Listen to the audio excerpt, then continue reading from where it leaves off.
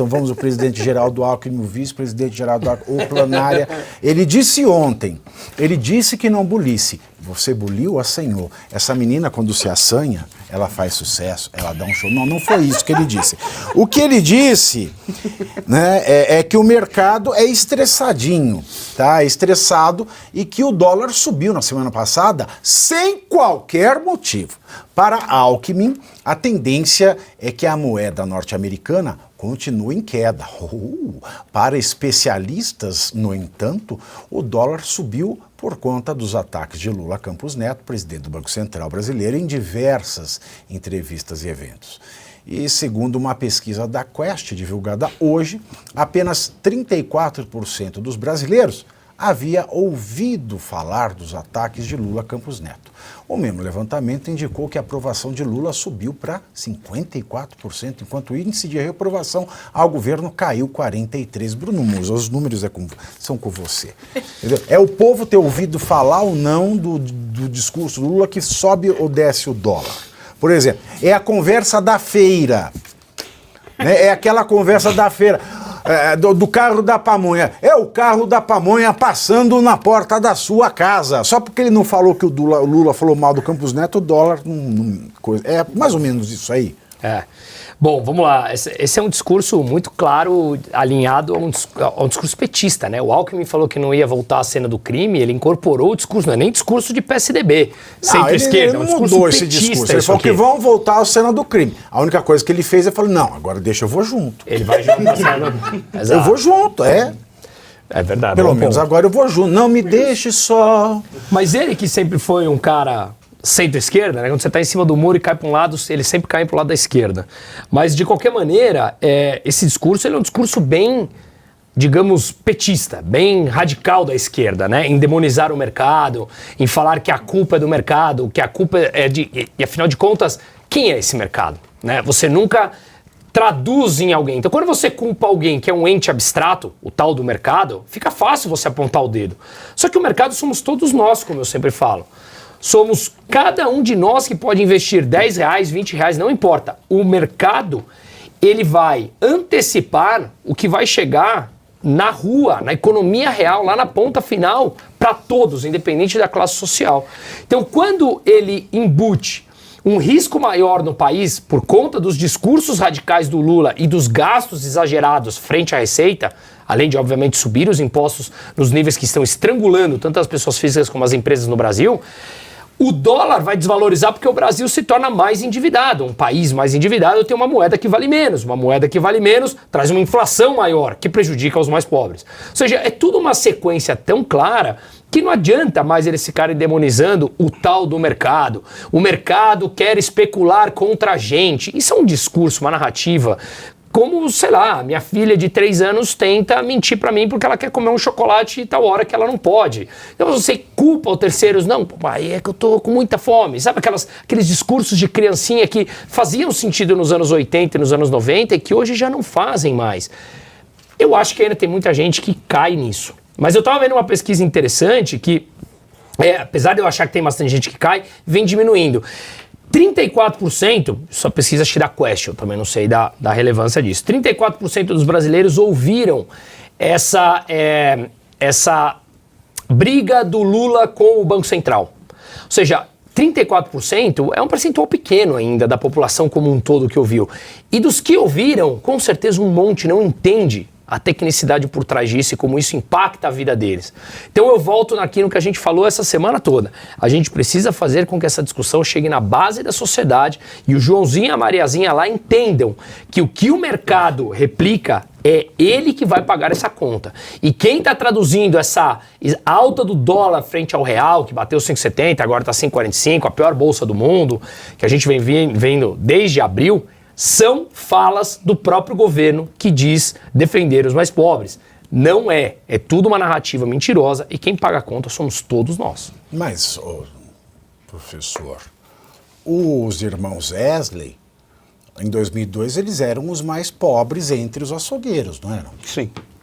É muito E fácil. o Lula os defendeu e hoje nós temos aí campeões nacionais. É muito fácil você sendo um campeão, tendo já alguém para lhe fornecer recursos, lhe fornecer o mercado consumidor e lhe fornecer todas as proteções, bem como as informações privilegiadas. Eu tenho certeza que se ele fizesse comigo, com o Bruno, com você, com qualquer um de nós aqui, nós teríamos o dobro Será do que que essa os pesquisa da Wesley têm Quest- de patrimônio. Eu não sei quem é a Quest, que nome Eu também tinha. não, isso é o que eu ia comentar agora. Eu queria saber o seguinte, se a aprovação do Lula subiu, logo depois ele falar que ele, Muito estranho, né? que era só perguntar pra Janja. Mas, Essas pesquisas olha, vão aparecendo no é a momento que querem metodologia. tampar outras coisas. É, sabe? não, Parece tem uma tudo a ver. estratégia, Metodologia. coisa. Depois que o Muito Lula bem. falou da metodologia dele, É a metodologia. que mandou perguntar pra Janja, pergunta aí como é a metodologia, Mas aí subiu. Teoria da conspiração. Vai lá. Ontem subiu a gasolina 7%, subiu o gás de cozinha. Hoje começa a pesquisa que ele ganhou. Isso tem a ver com a Tem- metodologia, o senhor Tem matou. conveniência. O Brown colocou uma palavra boa. Tem conveniência nessas Bruno, notícias E a saindo. imprensa ventila como se fosse uma é verdade, porque elas passam como Claro. imparcial. Lógico. Bruno, olha como é o fato. Você pega aqui, primeiro você tem uma metodologia que não é apresentada, porque a metodologia ela não se configura dizer quem foi entrevistado apenas, mas qual foi a sequência de perguntas e a lógica das perguntas. Aí que teria a metodologia. Não é revelado. Mas você tem uma metodologia que inconscientemente eles revelaram a pior coisa que eles poderiam revelar para si. Ah, o Lula está sendo muito bem avaliado. É? Qual é a metodologia? Não diz. Mas olha só, apenas 34% dos brasileiros ficaram sabendo da briga do Lula com o Roberto Campos Neto. O que ele revela aqui? Que não está chegando informação para os brasileiros. Por qual razão? Porque a mídia está controlada. Ou que o brasileiro É não tem simples. dólar. Eles usam... Eles usam... 50% da população brasileira não tem água tratada e esgoto para dar descarga e a bosta aí para tratamento. 50% não tem água e esgoto em casa. Vai saber de dólar. Pavinato, mas aí o detalhe é o seguinte: quando a mídia ainda ela está concentrada nas grandes redes que detêm 70%, 80% da pauta da informação. Ora, uma vez eu tive a infelicidade de viajar para Brasília para dar uma palestra, fui num local, não tinha rede de TV, não tinha nada, só tinha a TV aberta. 5.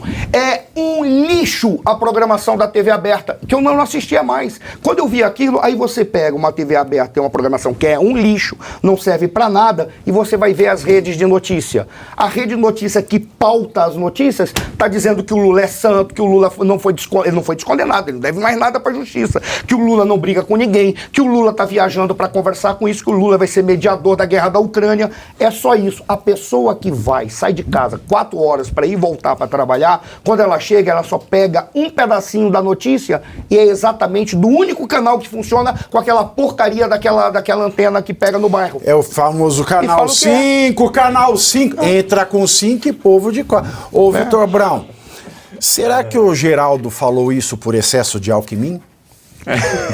É possível, porque não dá para entender, né, Pavi? Dá para entender a colocação do Alckmin lá, né, nessa posição em que ele se colocou, deu uma guinada de 180 graus na própria biografia, mudou da água para o vinho. Até outro dia, como o Bruno lembrou aqui, estava falando que o Lula queria voltar à cena do crime, agora voltou junto, tá lá.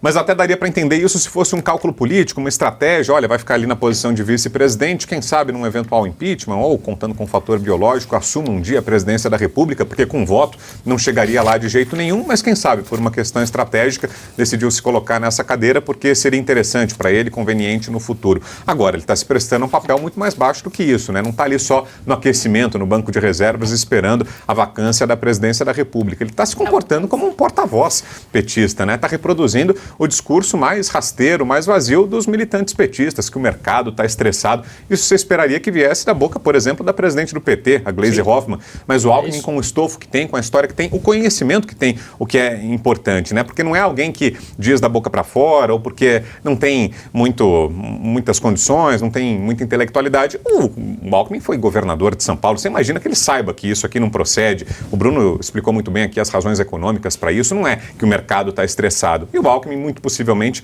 sabe disso, né? Tem consciência de que não é isso, não se trata de estresse do mercado, de birra. Ele sabe, é alguém culto, estudado, inteligente, então o que torna as coisas ainda piores. Isso não é uma defesa do vice-presidente, ao contrário, é uma crítica, porque é alguém que, com conhecimento, ainda reproduz esse tipo de discurso. Então é lamentável. Lamentável? É engraçado porque eles tratam como se fosse, mais uma vez, uma coisa completamente que não dependa de dados da realidade, né? E aí eles querem colocar essa pecha de que é o mercado que é alguma... É porque eles não podem falar que o mercado é de ultradireita, alguma coisa nesse sentido. Porque se eles pudessem, eles falariam, como eles já disseram, que o mercado é bolsonarista, né? E que por isso é que está tendo problema, porque o mercado é bolsonarista. Então a gente vê que são argumentos assim completamente fora da realidade.